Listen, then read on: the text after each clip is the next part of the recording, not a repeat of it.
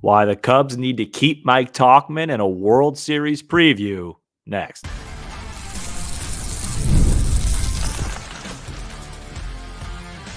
You are Locked On Cubs, your daily Chicago Cubs podcast, part of the Locked On Podcast Network, your team every day.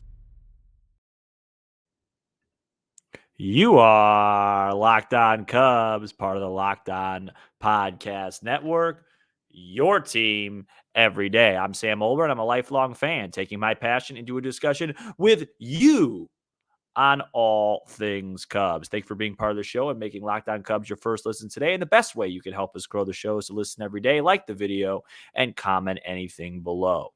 This episode is brought to you by PrizePicks. Download the PrizePicks app today and use code LOCKEDONMLB to win $50 instantly when you play your first $5 lineup. PrizePicks, run your game. Welcome in, everybody. Happy Friday. Happy Solo Sam Friday to you. And today's show, the meat of today's show is going to be about the World Series, but this is a Cubs show.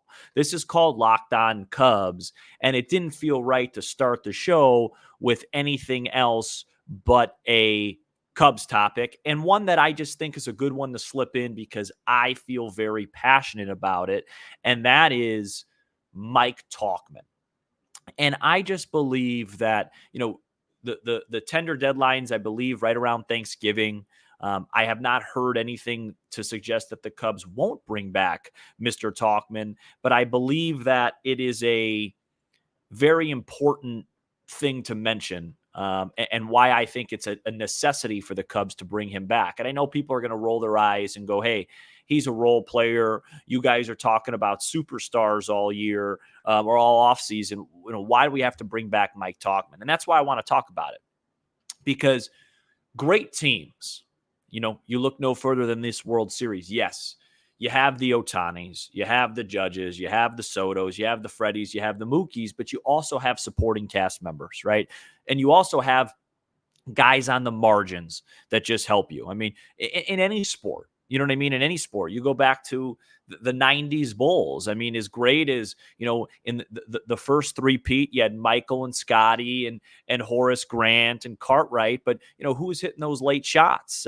John Paxson against the Lakers in that first title, or, in Phoenix. And then it was Steve Kerr hit some big shots. And, there's so many other different examples. You always want that guy, that gamer that pushes you over on the margins. And I do feel like over the last couple years, when you look at Mastroboni and you look at Madrigal and you look at Patrick Wisdom and Mancini and Hosmer, the Cubs have struggled with those margin acquisitions.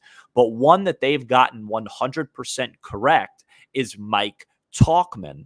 And I believe that Tauchman has been so good in his role that I actually think he's become underappreciated,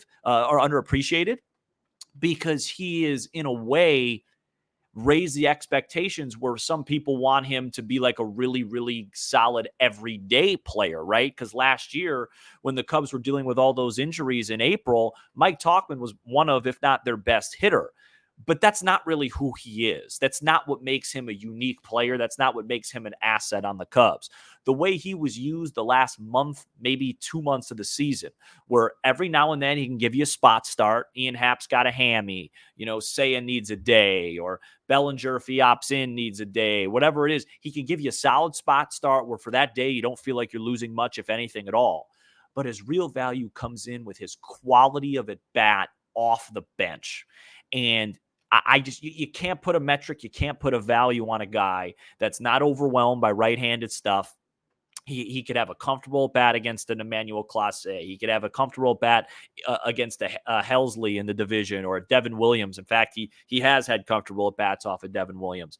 You're down 1 in the 9th. You got the catcher spot due up to lead off the inning.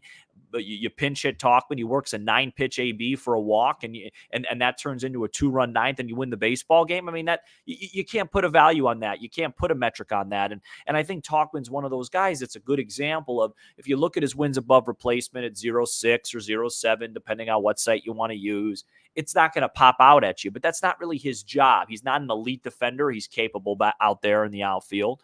but his job is to put together quality at bats and especially in the clutch. He's one of the few guys on the Cubs you feel good when he's up in a big spot. And I'll compare him a little bit to Nico Horner in this sense. When we talked about Nico, I really talked about how he, I want him to forget about everything else and embrace what he's good at offensively, which is putting the bat on the baseball and hitting for average. Like, I believe if I was in charge of the Cubs and I was advising Nico Horner, I'd say try and hit 300 this year and don't worry about anything else, because if you do that, everything else will fall into place. That's how I feel about Tauchman with his on-base percentage. Last year it was 357, which is just a really solid number. I don't care if you slug 350. I don't care if you hit 240. Your job, he's not a star, right? You have to have stars. Don't get me wrong. You have to have high WAR players. You have to have superstars. But when you mix those together, the Cubs got to get those. Like, these conversations are kind of moot points until the Cubs get those guys. But in the meantime, with what you have, you want to keep. And guys like Tauchman, their job isn't to hit 40 home runs. Their job isn't to be a 5 WAR guy. Just do your job. And Tauchman's job is to come off the bench, grind out at bats, work deep counts, and have a high, solid OBP. Just focus on that. I would even go as far as to say if he's up in a big spot late and he's ahead of the count 3-1, I don't even, let's say, and when I say that, I mean, let's say the Cubs are down 1 or down 2 and no one's on base, just take. Like, with all due respect, I love Mike Tauchman, but I don't, his left center field basket shots at Wrigley, if the wind's not blowing in, aren't worth, making an out in that spot. Just, I trust your eye. And if you take a strike, that's fine. I trust you to swing at that one on 3-2 or take ball 4. Really dive into what you do best, even more so, which is just get on base and be a grinder up there. Because I think he's probably the best. I mean, Hap's pretty good at it as well, but I just think he's the best for the Cubs when it comes to just, I need a guy that's going to swing at strikes, foul some pitches off, and not swing at balls and work a count. And I really like Mike Tauchman. I think he's been a real bright spot for the Cubs the last 2 years or so. And I think at times when people have been frustrated with him, it's when he's been asked to do something that that's not really what he should be doing. I will say, I think he's an overqualified 4th outfielder, but I still would love to have him as that for the Cubs, assuming if Bellinger opts out, they upgrade the outfield position. And then it's obviously PCA Hap Say as the DH. So Tauchman's a 4th outfielder, but what he isn't is an everyday leadoff hitter, which at times he's been asked to do for this team. And I think that's when people start to get fatigued of him or say, oh, Mike's not that good. Well, he isn't. He isn't that type of player. But that's not what he's really brought here to do. That's not his role. And great teams have different roles. And I'm telling you, if this Cubs team in 25 is good, what we hope they're going to be and what we want them to be, I'm telling you, he will win big games for the Cubs late in the season, in the postseason, coming off the bench, working counts, working ABs. I just think that he's a really solid margin player, and the Cubs, as I talked about, and it's been a while. I mean, the Cubs, you go all the way back to Jonathan Villar and Andrelton Simmons and Eric Sogard and Daniel Descalzo and Steven Souza Jr. And there's a lot of names of those type of guys that Jed has gotten wrong on. And I mentioned the ones the most recently, but Tauchman really is not that. He's the antithesis of that. He's been really, really solid as a Cub. And, I'm ready to move on from Wisdom with all due respect. I'm ready to, whatever happens with Mastro Magical, but that's the one guy, the tender guy, he's got to stay a Cub or I would be very, very frustrated. And I think he will be. I think Craig Counsell likes him and sees his value as well. And credit to Counsell, because I thought he used Tauchman the exact right way the last couple months of the season. There's 2 World Series teams that would love to have a Mike Tauchman coming off the bench. And we're going to talk about and preview maybe the most anticipated, at least non-Cubs World Series from my eyes of my lifetime coming up next.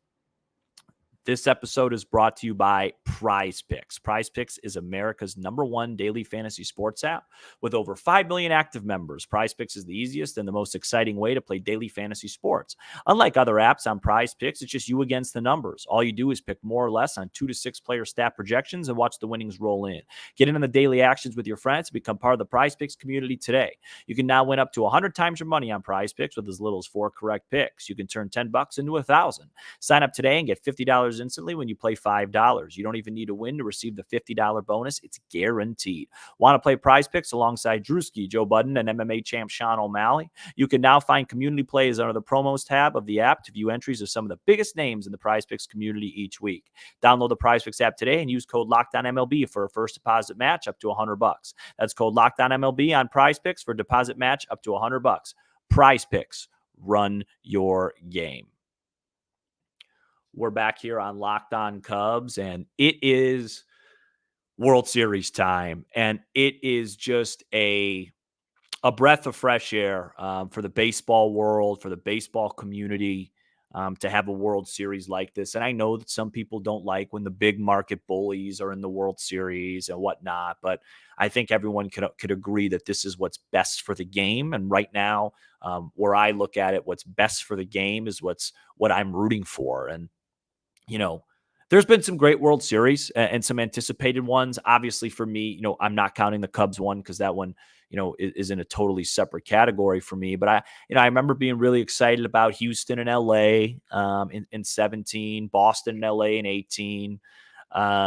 You go back, I remember the Phillies Yankees in 09 was a fun one because the Phillies had just come back from winning one and they were trying to repeat.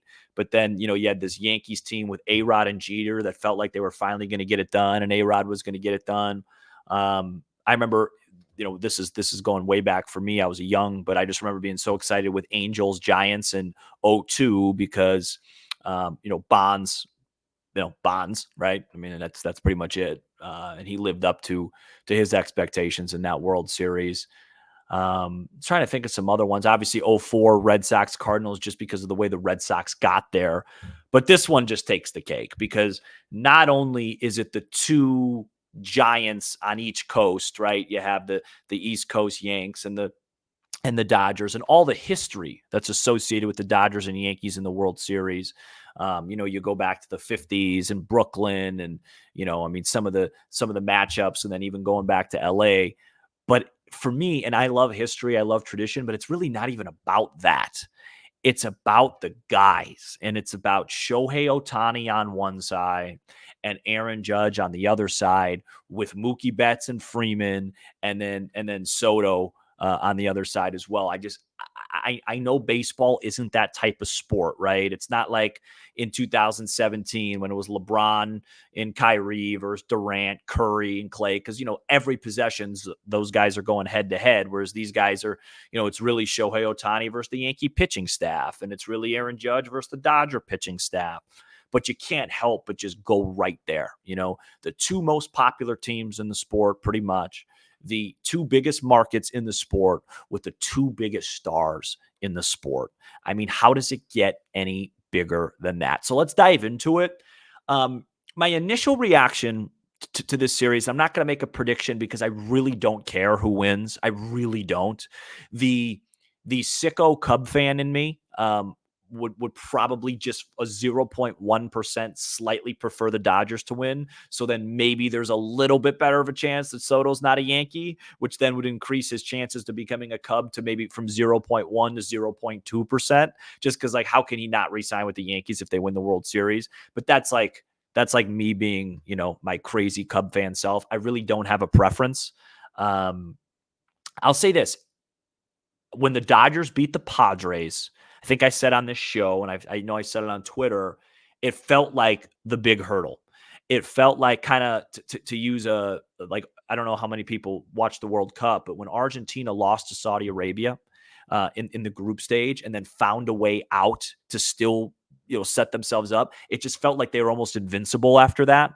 And it's like when you see elimination that close, and then you're able to overcome that, especially after all the trouble that they've had in the DS. I just feel like they mentally are in a really, really good place. But with that being said, a lot of people that I've listened to, a lot of podcasts are like, man, I just think the Dodgers are going to roll the Yankees. They had to go through the Padres, then they had to go through the Mets. The Yankees only had to go through Cleveland and KC. I don't think that. I think it's going to be a really close series. And I even think that if the Yankees get to be big enough underdogs, there's some value there. I don't look at the transitive property in baseball, the Yankees only had to play Cleveland and KC. Now they're going to play real baseball. It's baseball. Baseball's baseball. They're really tough short series. I mean, all it takes is if Judge gets on a crazy heater or Soto gets on a crazy heater, that series could flip like that. I think the biggest concern I would have from the Dodgers' perspective is that the Yankees really, really struggle against left-handers, and the Dodgers don't have many. I don't believe Vesia will pitch in this series. I know they have Banda, and then their main starters are just Yamamoto, Flaherty, and Bueller with like that Knack guy, opening. So it's going to be like a lot of righties for Juan Soto to face, which is why I think he's the X factor in this series. I think if he has a really, really good series, the Yankees are going to be in good shape. If he's not at the level he needs to be, I don't think they're going to win.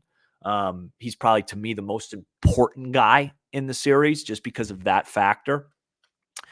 Stanton has been as hot as any hitter in the postseason. Will that continue, or will the mantle get passed to Judge? Because if Stanton ends up not having a great series, but you get regular Aaron Judge, because Judge hasn't had a good postseason, let's just call it like it is, then that's going to put him in a good position. I like that the Yankees added Nestor Cortez. I believe he's going to be on the playoff roster, so you can just throw as many lefties as you can with Ohtani.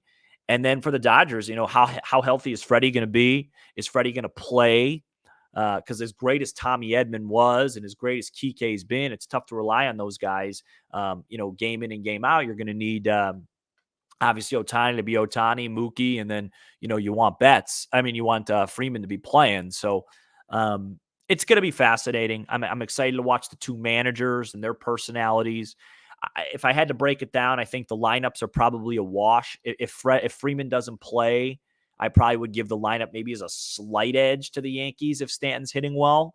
But if Freddie plays, it's about even, maybe towards the Dodgers. Starting pitching, I would give the advantage to New York, and then bullpen, I'd give the advantage to LA. The one thing to watch if you have any Cubs interest and you're looking for reason to watch is I think Anthony Rizzo could be an X factor in this series. He's been there before. And as we all know, as fun and as great as these games are going to be, he's not going to play in a bigger game than he already played in Game 7 of the World Series for the Chicago Cubs. It's just not going to have that type of meeting. So I believe in that. I believe in the experience and the calmness, and he's really battling through these broken fingers or hand, whatever he's got going on. I wouldn't be surprised. I mean, I don't expect him to have a huge power surge, but I wouldn't be surprised if he had a say in this series. And I'm rooting for him. I really am. I mean, if I'm going 50-50 on this, rooting for Rizzo will probably, get me to rooting for New York a little bit, but it's the Soto thing, and it's just dumb because he's not coming to the Cubs regardless, but that's just who I am. But I'm excited. And what an opportunity. I mean, what an opportunity for baseball. What an opportunity for the league. And what I'm rooting for in this series more than I just want the stars to star. I would love nothing more on Friday night than to see, Soto and Judge go back to back, followed by Ohtani and Betts. You know what I mean? Like just let's do it. Let's just have some fun and watch the best guys in the league be the best guys in the league. I think legacy wise, Soto's already got a World Series. If he adds another one and were to win like World Series MVP, I think he would cement himself already as just, an all-time great at a crazy young age. Judge obviously probably has the most on the line just because if you're the best player on the Yankees, nobody really takes you seriously unless you win a World Series. It's just how it works there, even though it's a lot harder to win a World Series now than it was in the 40s and 50s when DiMaggio and Mantle were doing it every year because you got to go through the DS, you got to go through the CS. Those guys went straight to the World Series. But still, Jeter's a 5-time champ. Like, if you're going to be the guy in New York, you got to get one. And then, of course, Ohtani. I mean, I don't even know how much more it would be great to see him win one, but with what he's done and what he's done in this league in such a short amount of time without even pitching this year, who knows? Will he pitch? Will he close a game for them? We're going to see, but it's going to be must see. As Matt said on our show, I don't plan on missing many pitches of the World Series. Coming up next, we're going to do our best and worst of the week. This episode is brought to you by FanDuel. Hey, NFL fans, NBA fans, you can start the season with a big return on FanDuel, America's #1 sports book. So when you get a hunch in the middle of the game, you can check out the latest stats, view live play-by-play, and so much more on the same page where you place your bets. You'll get started with $200 in bonus bets guaranteed when you place your first $5 bet. I was looking at the FanDuel World Series odds. I think as I speak right now, you got Dodgers minus 122, and I think the Yanks are plus 104. I really think that's a great line. I think it's super fair. Like I said, I'd like to stay away. I think there might be a tad of Yankee value at over plus even, like plus 104. I was expecting it more to be like minus 130 LA, plus 110 New York, and then I would have said there's a lot more Yankee value there. But this is so perfect. It's not even worth talking about. Whatever you go, if you like the Dodgers, minus 122 is great value there too. It's FanDuel.com, America's #1 sports book. We are back here on Locked On Cubs, where it's time for best and worst of the week. And I have a couple of them. They're not super baseball related, but they go off each other pretty well. So my best of the week is that I think this is the best time of year for sports. I know it's like I love baseball so much and I love the Cubs so much that in like late March, April, when you're just coming off the heels of the NCAA tournament, you're getting ready for the NBA playoffs. If you're a soccer guy like I am, you got like Champions League stuff going on, and then the Cubs starting up. That feels always like it's the best. But right now, you get October baseball, which is featuring, like we've talked about, an incredible World Series. You got NFL football, NBA is kicked off, and I've really dabbled more in college football. I think it's probably because, Illinois is decent this year. I mean, this weekend for me as a sports fan, I mean, I can't wait. Like, I can't wait. Like, I don't want to leave the house. Friday night, you got, and excuse my nerdiness here, but you have game 1 of the World Series. You also have, I'm a diehard NBA guy. I'm never going to miss LeBron and KD squaring off. You got that late at night, Lakers Suns. And then in the middle of it, I'm a diehard Lionel Messi fan. He plays in the first round of the MLS playoffs. That's my Friday night. It's unbelievable. Give me some sushi. Turn the phone off. I got multiple screens in the apartment, 4 to be exact. Get them all going. Then Saturday, wake up, go to the gym, play some hoops, do whatever I need to do. And then I got Illinois, Oregon, and then game 2 of the World Series Saturday night. That'll probably be watched with some friends or some family. And then Sunday, you got Bears. I mean, it just doesn't get any better than that. My worst of the week off of that, though, the analytics right now in the NBA, man, it's too much 3-point shooting. And this is coming from a guy that, get really off topic here, but coming from a guy that really loves to shoot threes. If I'm telling you they're shooting too many threes, they are. It's hard to watch. It's only been a couple of days of basketball, but it's hard to watch. That's going to do it. I know this wasn't a super Cubs-centric episode, but we will get back to that. It is starting to become that time. We got probably about a week left of, reviewing guys, doing grades, things like that. Then once the World Series ends, you get the Bellinger opt-out. Then you get some free agency stuff. The rumor mill is going to start to hit too. Last year at this time, there was a lot of rumors going on. I think so much of that was because Ohtani was a free agent.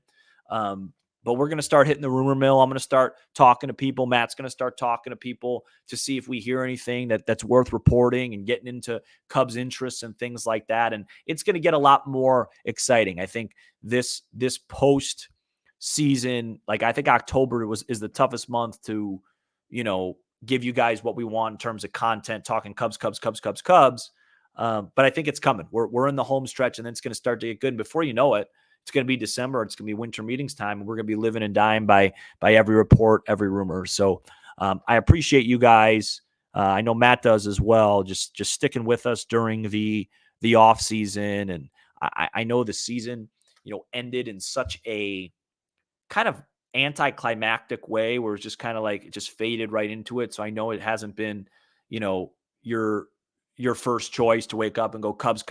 So I really appreciate you guys listening to us, supporting us. And before you know it, it goes by fast, man. We're going to be in full off-season mode, full off-season rumors mode, getting excited, getting upset, and doing what we do on this show. Thank you so much for checking out this edition of Locked On Cubs. You give us 20 to 30 minutes. We'll give you all things Cubs with a laugh or two along the way. Be sure to hit subscribe on YouTube, smash the like button for the algorithm, and leave a 5-star review on Apple, Spotify, and everywhere you get your podcasts. It really helps us a lot. I'm Sam Olber, and this is Locked On Cubs. Have a great weekend, everybody. See ya.